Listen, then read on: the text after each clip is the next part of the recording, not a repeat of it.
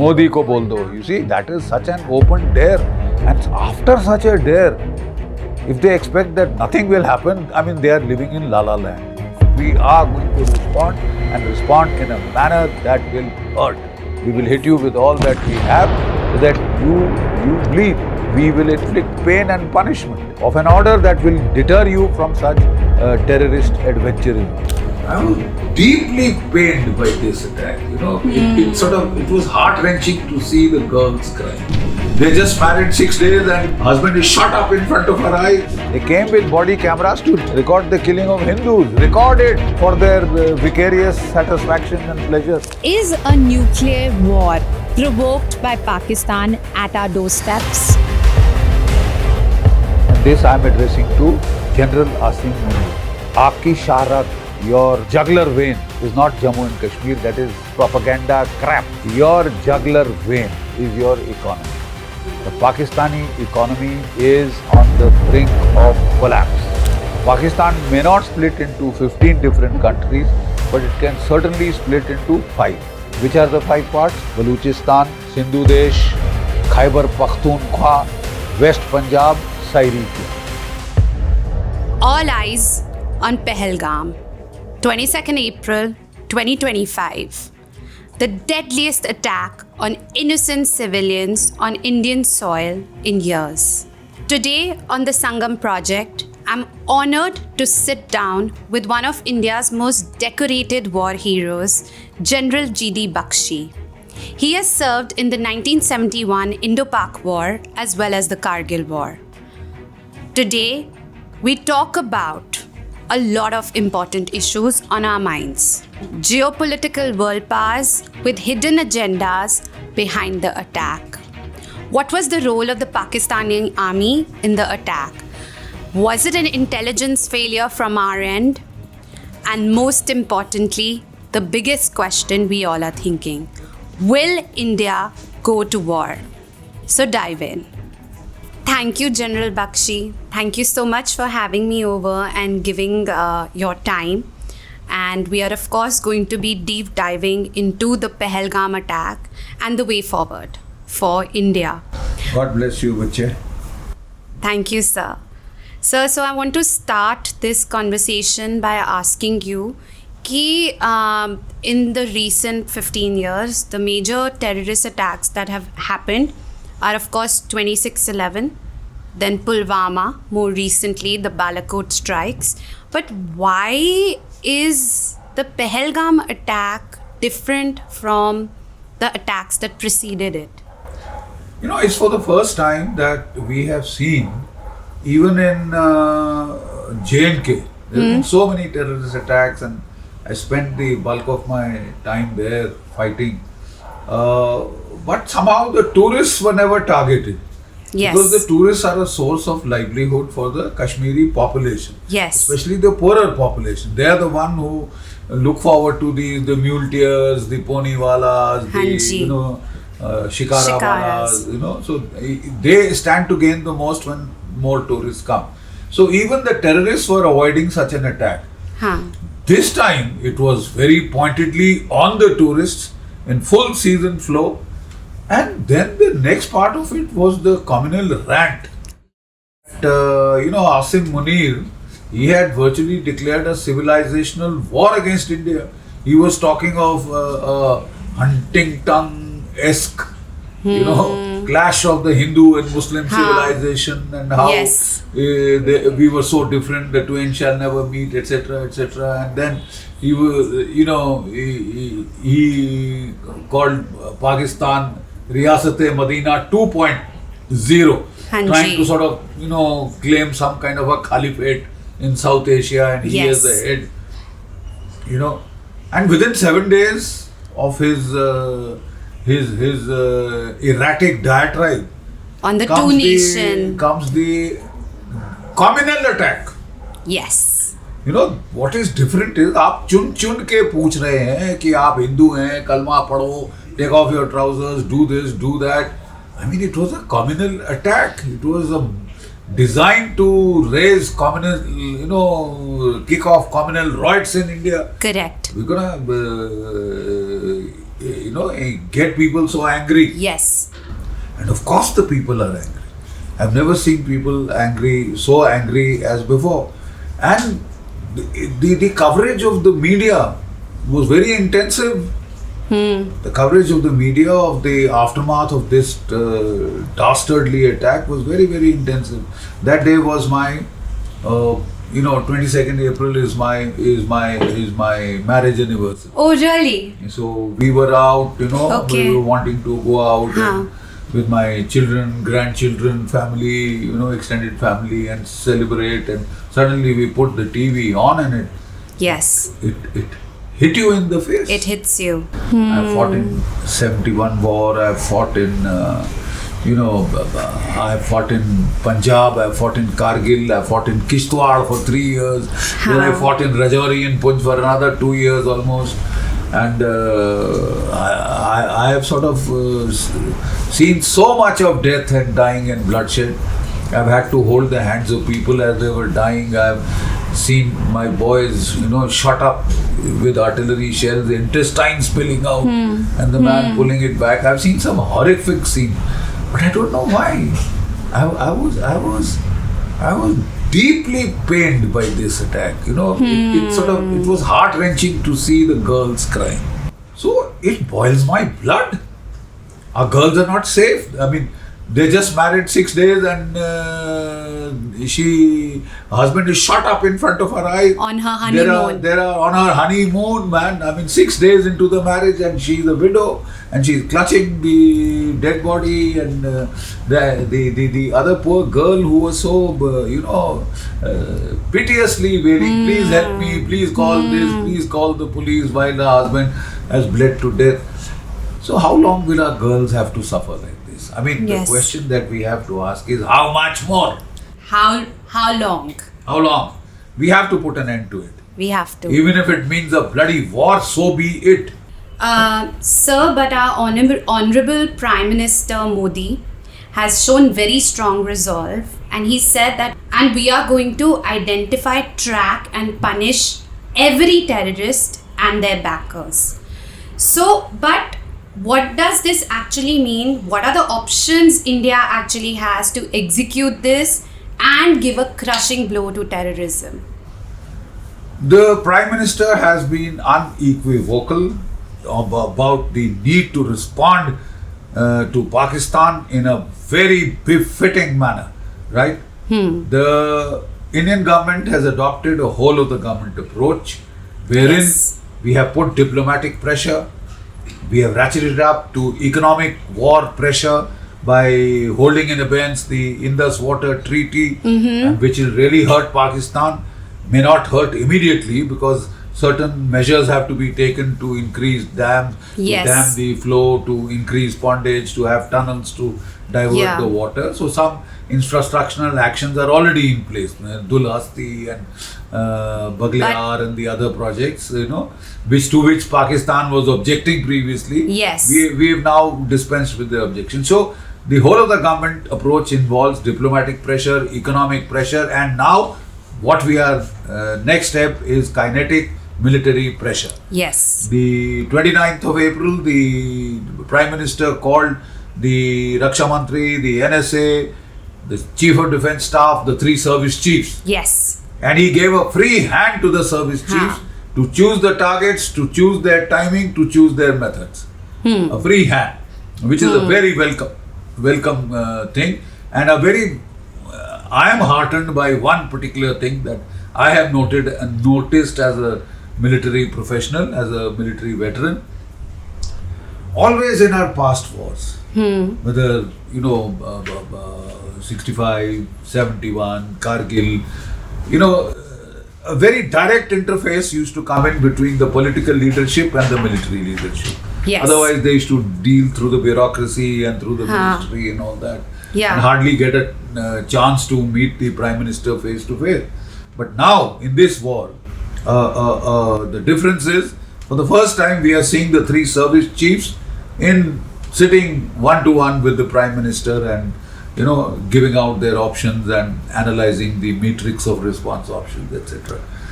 When it comes, I would reckon it would be an integrated strike. Integrated strike means that all three services would be involved: Army, Navy, Air Force, right? Which hasn't happened before. It will not be a lone wolf, Yeah. or a lone ranger, ki now only the Army, now only the Air Force, and now perhaps only the Navy. No, it will be a integrated response by all three services. That is what the CDS is there to ensure. And we have to, unlike in 2016 we launched a surgical strike. 3 to 4 kilometers inside. Yes. Our special forces went in and killed 40 terrorists who were sleeping in their launch pads and came out without a scratch. Right? So far we found for a couple of months, the Pakistanis were quiet. And then they started all over again. Yes. About a year or 2 years they were quiet, and they started all over again. In Pulwama, 40 CRPF troopers killed, so we struck back this time with the Mirage 2000s, who hit 80 kilometers inside Pakistan, across the international border, not the line of control. Across the border. International border they crossed, and they hit the terror training camp where about 200 Pakistani terrorists were killed. Right? The problem in both these was that we kept them very deliberately limited and constrained to a single service response. Okay. Because they were part of strategic signaling. Hanji. Thus far, no further. Yes. ये सीमा रेखा पार करोगे तो you are asking for trouble. Yes. It was a shot across the bow. This time it can't be a shot across the bow.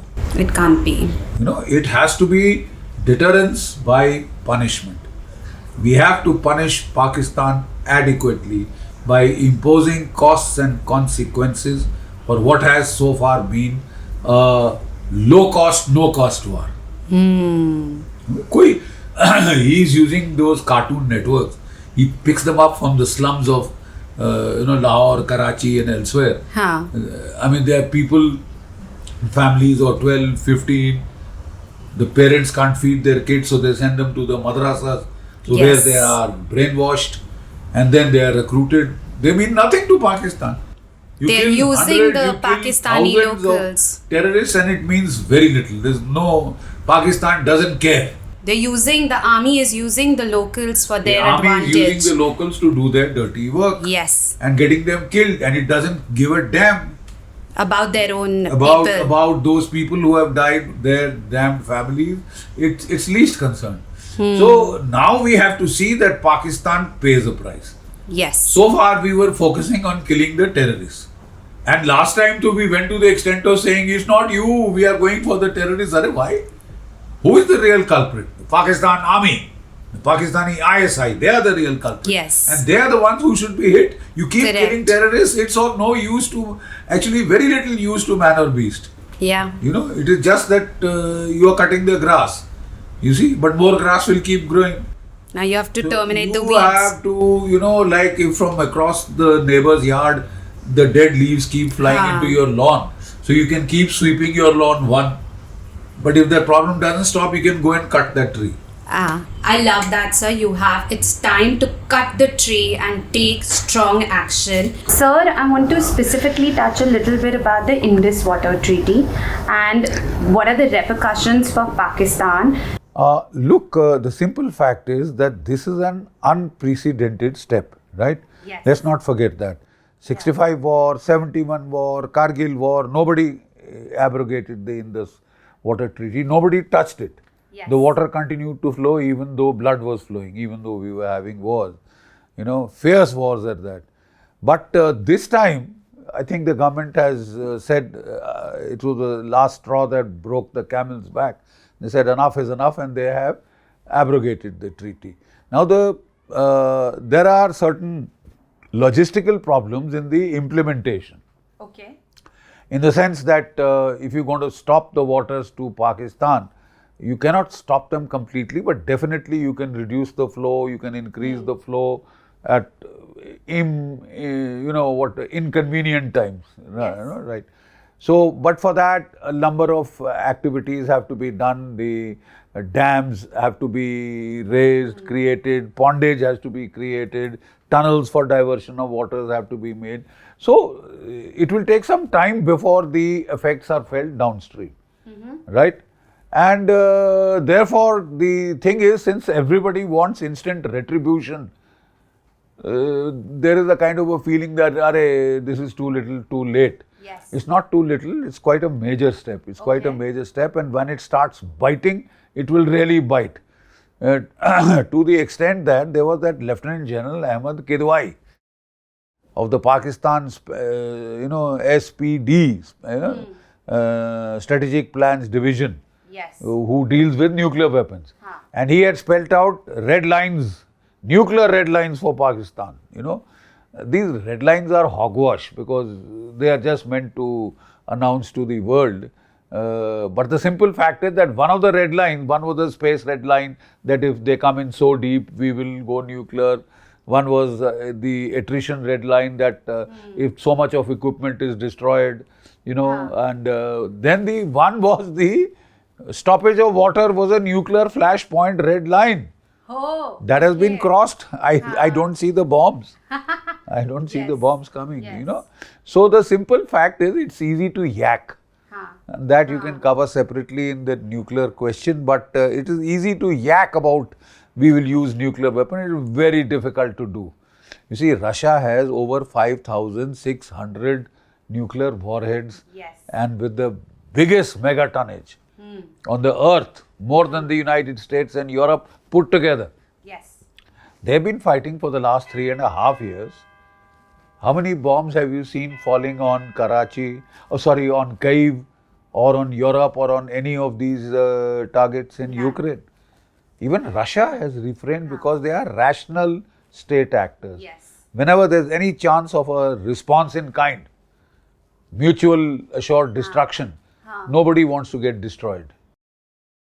Sir, in 1999, the then Defence Minister George Fernandez said that Pakistan is irresponsible with their nuclear weapons. At present, Pakistan has successfully carried out the Abdali missile test. So the big question on everybody's mind is a nuclear war provoked by Pakistan at our doorsteps? Look, we've heard enough of this baloney. The whole tamasha in South Asia is ever since Pakistan went nuclear, 1998. They feel they have gotten India exactly where they wanted. That there is deterrence at the nuclear level, and because of their deterrence at the nuclear level, they feel that they can do what they want at the simple fact is that Pakistan has taken the world for a ride. In 1998, both the nations went nuclear. And so therefore we had nuclear deterrence. Because they dare not use their nuclear bomb because they know they'll get it back in kind. So there is deterrence at the nuclear level. Pakistan's smart thesis was that because there is deterrence at the nuclear level, India will dare not respond in a conventional military manner. Therefore, they are free to escalate terrorism to whichever level they like, and India will dare not respond. India will have no option but to take it on the chin and keep bleeding. With 1,000 cuts, and they hope that with the 1,000th cut, they'll get the elephant of India down. So the simple fact is that the onus of creating space for a conventional conflict in South Asia rests on India. We have to break this silly logjam, self-created logjam. It's a mental break. Oh, we'll go nuclear, he'll go nuclear. He won't. The Kargil conflict was fought for 3 months. Please count and tell me how many bombs, nuclear bombs, did Pakistan fire on Delhi or any other place in India? None. Zilch, zero. And if you want to update this, deterrence example, there is Russia-Ukraine war, 3.5 years and counting. When Ukraine and Russia have been fighting for 3.5 years, not one nuke has landed on Kyiv or any other target in Ukraine. Why? Because the Russians have to be concerned that if they use nuclear weapons and the Americans retaliate or the Europeans retaliate, then it's mutually assured destruction, mad. Then it gets really mad. Yeah. And political leaders are rational state actors. Putin is a rational state actor. So despite all the threats, not one nuclear bomb has been used. Let us now, don't tell me that the Pakistani generals are Genghis Khan incarnate, They are not. Because they live in palatial bungalows and they have Mercedes cars and retinue of servants and batmen and what have you, Mali, dhobis, nais, sweepers, the works. Such a man who lives in such a palatial bungalow doesn't want to commit suicide. Yes. Therefore, he will never use the nuclear weapon. You take it in writing. He'll yak a lot, he'll bluster, he'll try and act that I am irrational, calculated irrationality as it is called, but it is bluff and bluster. We've been taken for a ride for almost 30 years now. Okay. We've been taken for a ride. First it was recess deterrence, then it was actual nuclear deterrence, and that meant a free pass to Pakistan to escalate at will along the sub-conventional, level of war, the proxy war. Go ahead and, escalate to whatever level you want. India will dare not respond. Yes. The problem is dare not. You have to summon up the will, political will, to hell with you. We are going to respond and respond in a manner that will hurt. Yes. We will fight a limited conventional conflict. We will hit you with all that we have so that you bleed. We will inflict pain and punishment of an order that will deter you from such terrorist adventurism. So, do you think there are certain entities that have an hidden agenda behind this to make India and Pak go to war? Yeah, it's being mentioned that China has laid a little trap for India, etc., etc., etc. It's overstretched. The simple fact is, when you talk of the economy, I am reminded of Bill Clinton's quote. It's the economy is stupid, and this I am addressing to General Asim Munir. Okay. Aapki shahrag, your jugular vein is not Jammu and Kashmir. That is propaganda crap. Your jugular vein is your economy. The Pakistani economy is on the brink of collapse. Correct. They've got just about $8 billion usable dollars left in their foreign exchange kitty. They have $132 billion of debt which has to be serviced in the next 2 years. Right? That almost amounts to heavy debt repayment burdens every year. This economy, I call them a fatichar mulk, can't give 2 square meals a day to its citizens, and it's talking of a war with India.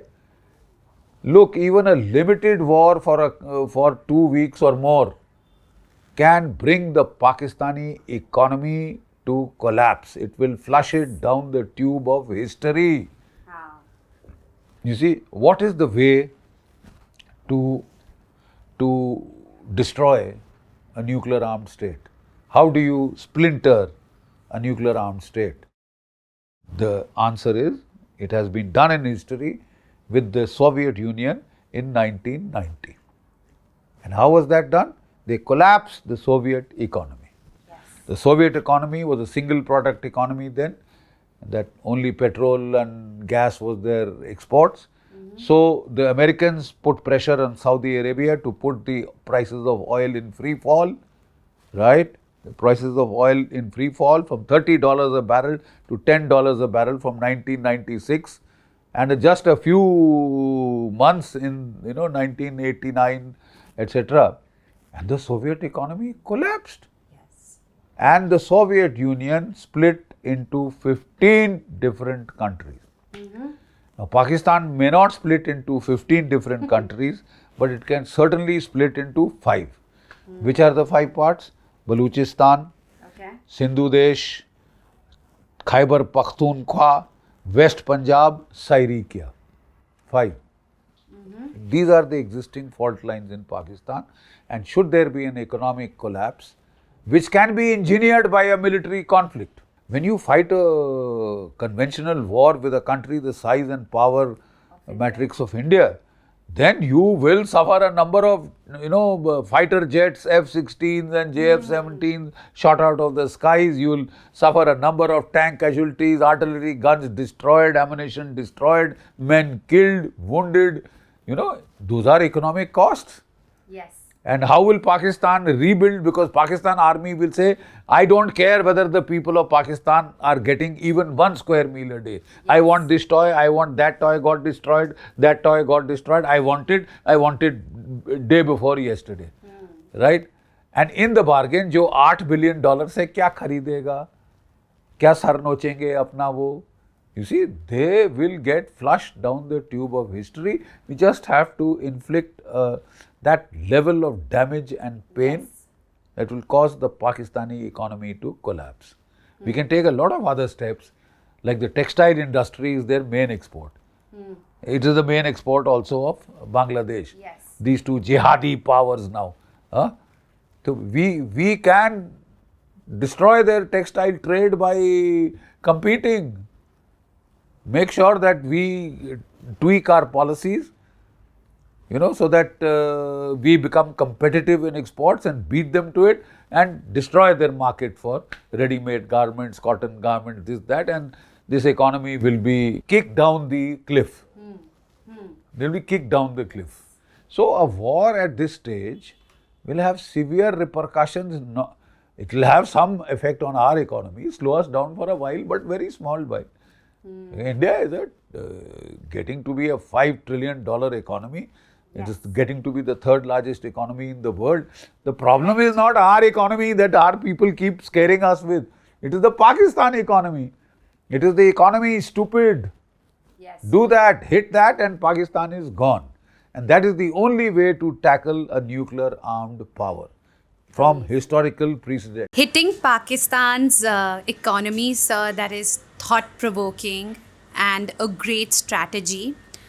I now want to talk a little bit in specific about what actually happened in Pehelgam on 22nd April. So, sir, there are reports that on a very popular tourist resort, there were no police or security forces. But I want to ask you, was it actually an intelligence failure on our part? No, most certainly it was an intelligence failure and a failure of local policing. What the hell were they doing? Why did they allow those restaurants to open out 1.5 hours from the road so that reactions couldn't come in time? I'm given to understand that there were 2 plans. Plan A was to kill 150 Hindus by hitting some hotel. Okay. But then the police post was just a few hundred meters from the hotel. And in the other case, the army post was nearby. So they very clearly chose a target. You see, they very clearly chose a target where there were no security forces around. Right? And you can always say there are lapses on the part of the police, there are lapses on the part of Victor Force, there are a number of blame games that you can get into. Right? But I want to just say one thing to our people. You forget the blame game now. Now you fight. Yes. Have you seen what happened in Israel? 7th October, was there no failure of intelligence, police, army, everyone, failure of state? But they didn't start courts of inquiries and who is to blame, who is to blame. They said, first let's sort out the enemy. Correct. So 1,700 Israelis were killed on 7th October in a most gruesome manner, very reminiscent of what has been done here. They were also killed because they were Jews. Yes, it was a religious attack. And the Hamas, there was a group from the Hamas in last about 2 months ago. Oh yes, and they were being taken around on horses and this and that, and they were advising them. Not J&K, I mean Pakistan occupied Kashmir, that side of POK. Okay. They had invited them, So, and there they were, the Pakistan army, the terrorist groups, Lashkar-e-Toiba, all the cartoon networks were feeding them, celebrating them and asking them, tell us how to do it and all that. And based upon that, I believe these people came with body cameras, exactly in the pattern of the Hamas. They came with body cameras to record the killings of innocents, they record the killing of Jews, record the killing of Hindus, record it for their vicarious satisfaction and pleasure. And the lady was also told, I will not kill you. Tum jaake PM Modi ko bol do. You see, that is such an open dare. And after such a dare, if they expect that nothing will happen, I mean, they are living in La La Land. Yes. They are truly living in La La Land. General Bakshi, according to reports, the terrorists came into the area, crossed the border as early as 15th April. And they recceed several sites. What I read was almost 4 sites before zeroing down on this particular site because they felt it had less security. So how could this happen? How could they cross the border? You see, when this thing happened, when the incident happened on 22nd, I was so deeply upset. Because we've been trying to tell people for a long time, for God's sake, don't reduce manpower. Don't get into a sense of complacency. Yes. One of the best things that the Indian government did was, so far has done, is the revocation of Article 370 and that 35A. It's one of the best things. It should have been done 50, 60 years ago. It's been one of the best things. And we did a damn good thing then by flooding the valley with troops. We flooded the valley with troops. You need manpower. God is on the side of the big battalions. You use manpower and you see the effect in counter-terrorist and counter-insurgency operations. God is on the side of the big battalions. There were total peace and quiet in the valley. But very paradoxically, very contradictory thinking. You see, I have served in Kishtwar 3 years almost. I have served in Rajouri and Punch 2 years almost. We had broken the back of the terrorists in that area as far back as, Kishtwar we had broken the back in the year 2000 to 2003.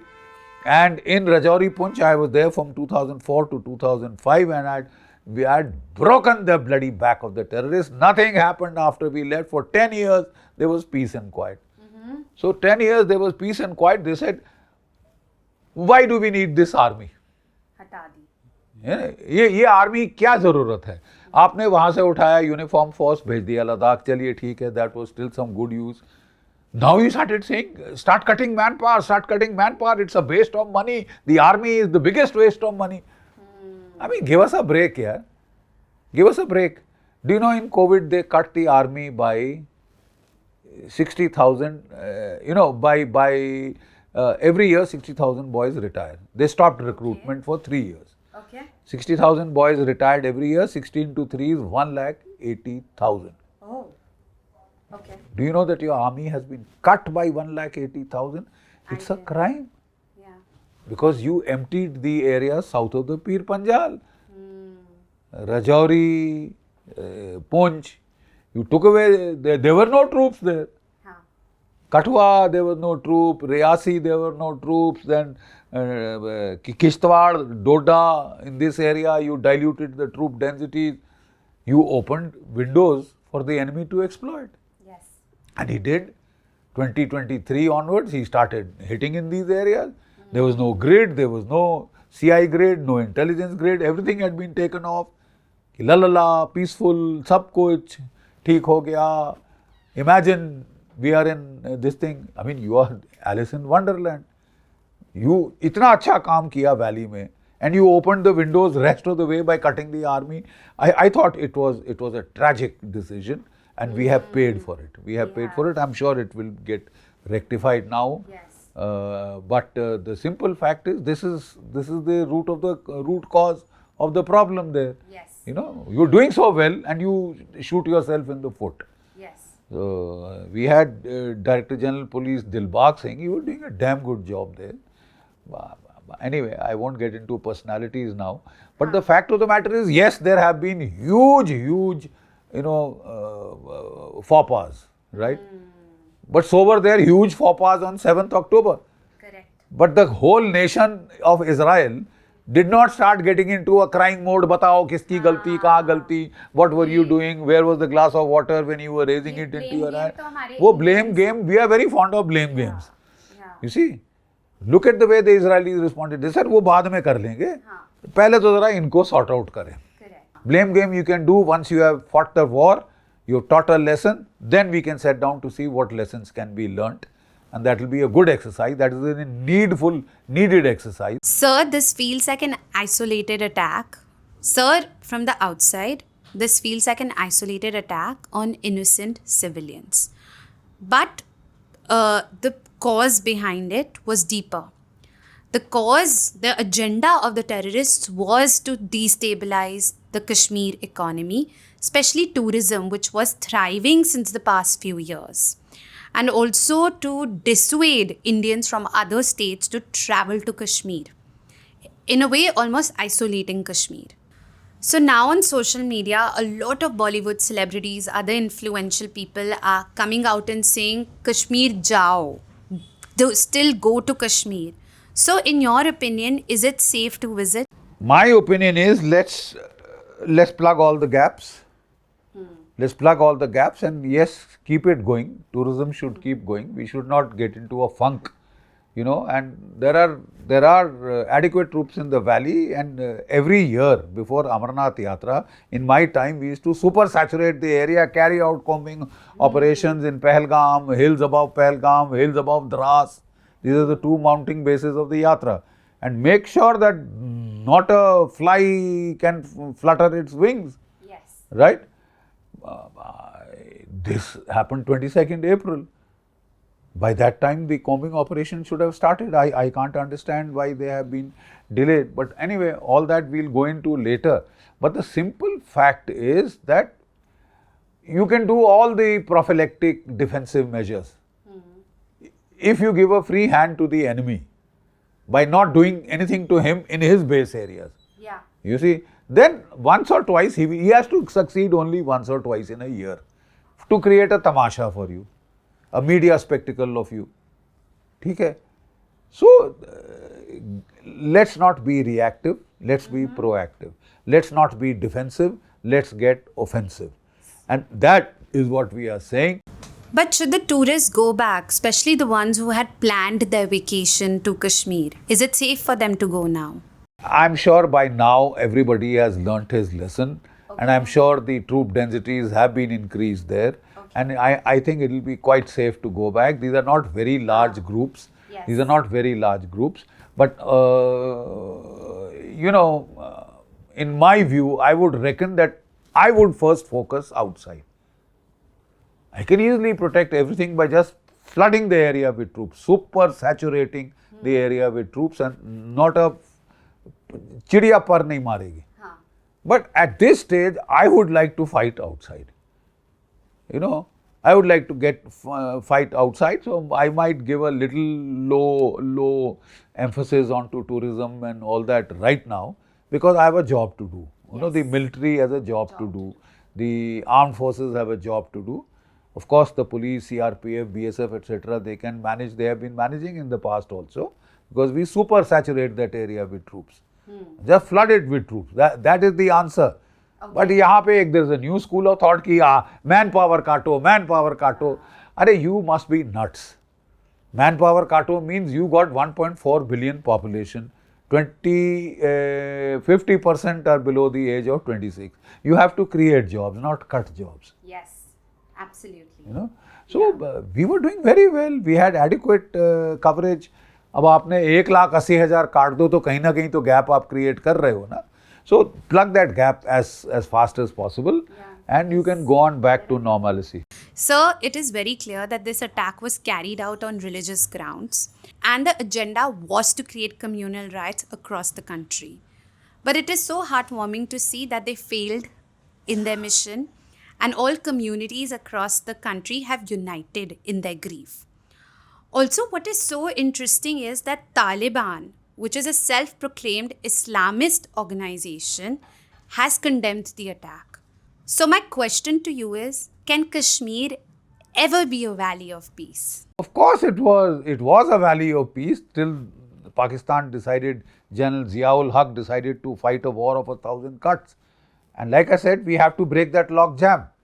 We have to raise costs and consequences for Pakistan. The day you do, there will be total peace and quiet in Kashmir. And then don't take off your guard prematurely. You see, fighting terrorism is like drowning a man to death in a tub. Not only do you have to push him down, you have to hold him there till the last bubbles stop coming out. Otherwise, he'll get up again. आप बोले खत्म हो गया, खाली करो. Who needs the army? Let them go home. Don't talk crap. Don't talk crap. Yes. You know, be patient because this is a long-term game. And you have to keep the troops in place even when nothing is happening. Because if you let go, you are opening gaps. This is precisely what has happened this time. You opened gaps south of the Pir Panjal. Even these people who came to Pehelgam, I am told, have come south of the Pir Panjal, come to Kishtwar, and from there are routes of infiltration to come to Pehelgam. So this is very reassuring.